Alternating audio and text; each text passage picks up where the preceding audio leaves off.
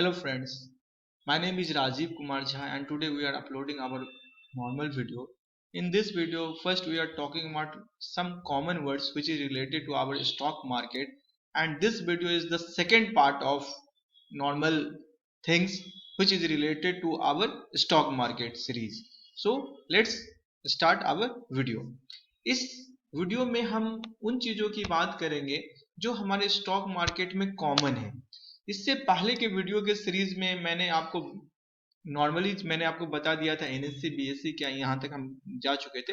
अब हम आगे की बात करते हैं कि स्टॉक्स को उनके मार्केट कैपिटलाइजेशन के अनुसार से 3 भाग में बांटा गया। अब ये मार्केट कैपिटलाइजेशन क्या होता है इसकी बात करेंगे।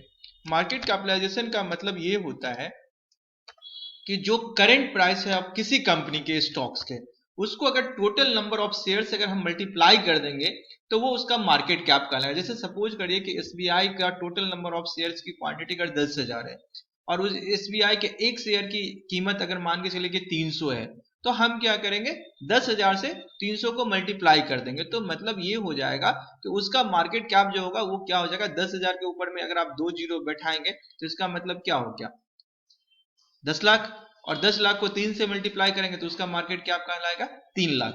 तो इसके अनुसार से मैंने एग्जांपल देके आपको समझाया। तो मार्केट कैप जो के अनुसार से किसी भी कंपनी को 3 भाग में बांटा गया, और कहां आप ये देख सकते हैं ये भी चीज मैं बता देता हूं। लार्ज कैप का मतलब ये होता है कि ऐसी कंपनियां जिनका मार्केट कैपिटलाइजेशन 10,000 करोड़ से ज्यादा है वो कहलाती हैं लार्ज कैप।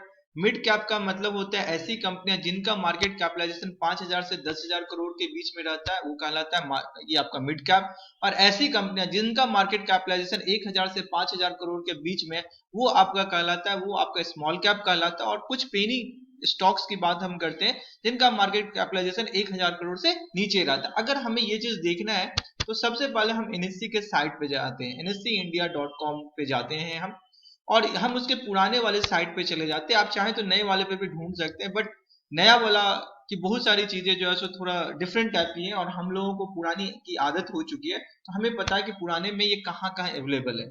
तो एनएससी के पुराने वाले साइट पे जाने के बाद में हम क्या करते हैं कि इंडेक्स पे जाते हैं। ये मैं आपको दिखा देता हूँ। मैं आपको एक बार फिर से मतलब ये मैंने पुराना वाला साइट खोलूंगा तो इसका एड्रेस है www.1nscindia.com। ये लाइव मार्केट है। ये लाइव मार्केट में आप यहाँ पे इंडेक्स में आएंगे तो इंडेक्स में ये आपको दिखाएगा डिफरेंट टाइप के इंडेक्स हैं। ये आपको दिखाएगा जैसे निफ्टी 50 है, नेक्स्ट निफ्टी 50 है, ये सारे क्या है, ये सारे इंडेक्स लार्ज कैप के हैं। निफ्टी 50 जिसको निफ्टी के ये मेन है जिसको हम लोग निफ्टी के जानते हैं, इसका मतलब है कि इसमें ऐसी 50 कंपनियां हैं जिनका मार्केट कैपिटलाइजेशन जो है वो 10,000 करोड़ से ज्यादा है। अब ये नेक्स्ट निफ्टी 50 क्या है, तो दरअसल क्या होता है जब किसी का मार्केट कैपिटलाइजेशन जो होता है वो कुछ एक लिमिट क्राइटेरिया से नीचे हो जाता है तो उसको निकाल दिया जाता है निफ्टी 50 से, और निफ्टी नेक्स्ट 50 में ऐसी कंपनियां हैं जिनका मार्केट कैपिटलाइजेशन लगातार जो है सो कुछ महीनों तक वो होल्ड कर रहा है एक लिमिट पोजीशन को, तो फिर इस कंपनी को निफ्टी में शिफ्ट कर दिया जाता है।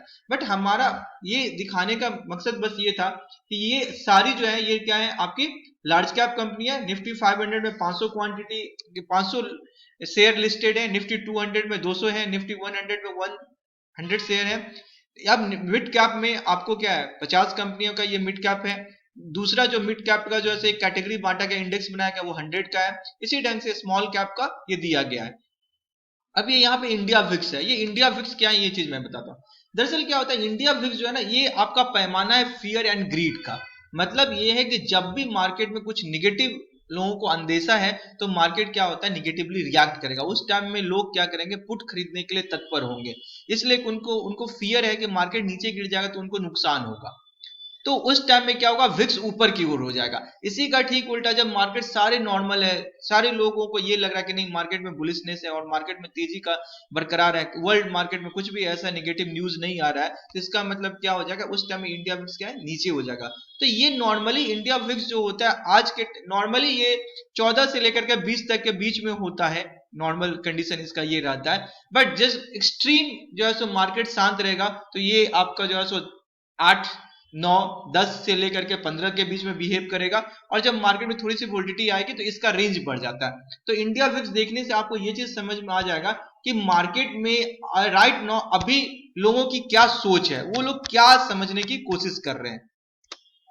दूसरा हम जो बात करेंगे, अब इससे आगे की बात करेंगे।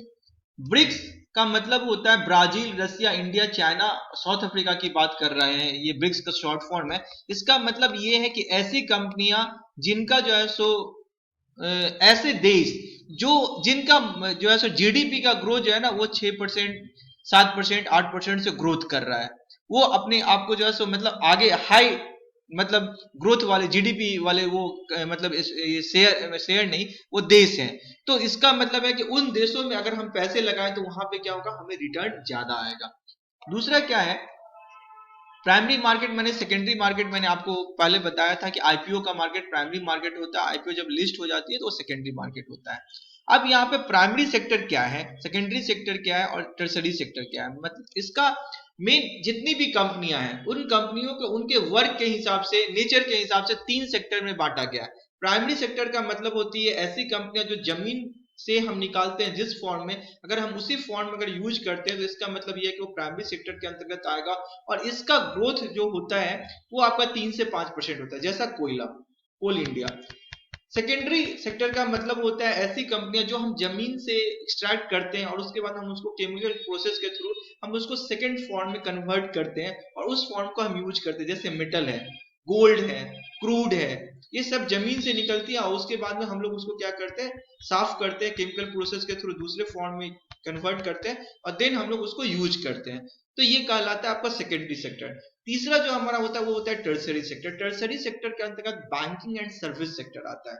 इसका सीधा ये होता है कि ऐसे चीज जो सर्विस देते हैं, जैसे कि हॉस्पिटलाइजेशन सर्विस देने का काम करती है, आईटी सर्विस देने का काम करती है, बैंक क्या करती है, सर्विस देने का काम करती है। तो इन सबों का जो ग्रोथ होता है वो 18 से 22% होता है। लेकिन बैंकिंग सेक्टर में दो तरह के बैंक है, एक पीएसयू बैंक है, एक आपका जो बैंक है वो प्राइवेट बैंक है।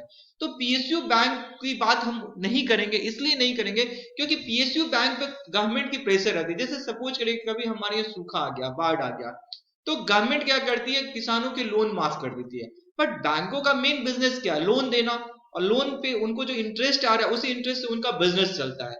बहुत टाइम ऐसा होता है कि चुनाव में बहुत सारी नेता लोग क्या करते हैं, उनकी पार्टी ये कहती है कि हम अगर जीतेंगे तो हम ये काम कर देंगे, हम ये माफ कर देंगे, वो कर देंगे। तो जिसकी वजह से क्या होता है कि उनको वोट मिलता है और वोट मिलने के बाद में जब वो इलेक्ट होके आते हैं तब वो क्या करेंगे, अपने वादे को पूरा करेंगे। तो अपने वादे को पूरा करने के लिए वो क्या करेंगे, किसानों का लोन माफ कर देंगे।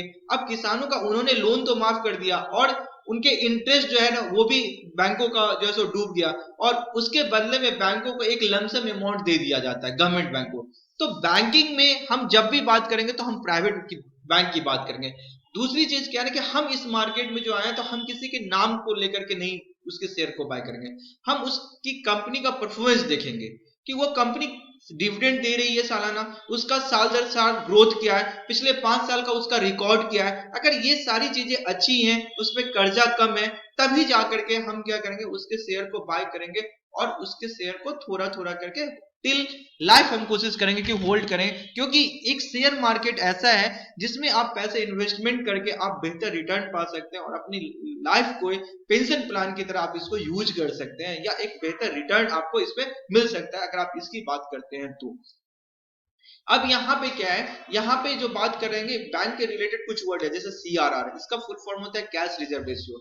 इसका मतलब यह है कि अगर बैंक में हम 100 रुपया जमा करते हैं तो उसमें से अभी राइट नाउ 3.5 रुपया बैंक आरबीआई के पास में जमा होता है, जिसपे आरबीआई बैंकों को कोई रेट ऑफ इंटरेस्ट नहीं देती। ये 2008 में 4% था और कोरोना के टाइम में ये घट करके 3% तक चला गया था, फिर धीरे धीरे हमारी इकोनॉमी रिकवर हो गई तो ये 3.5% पे है।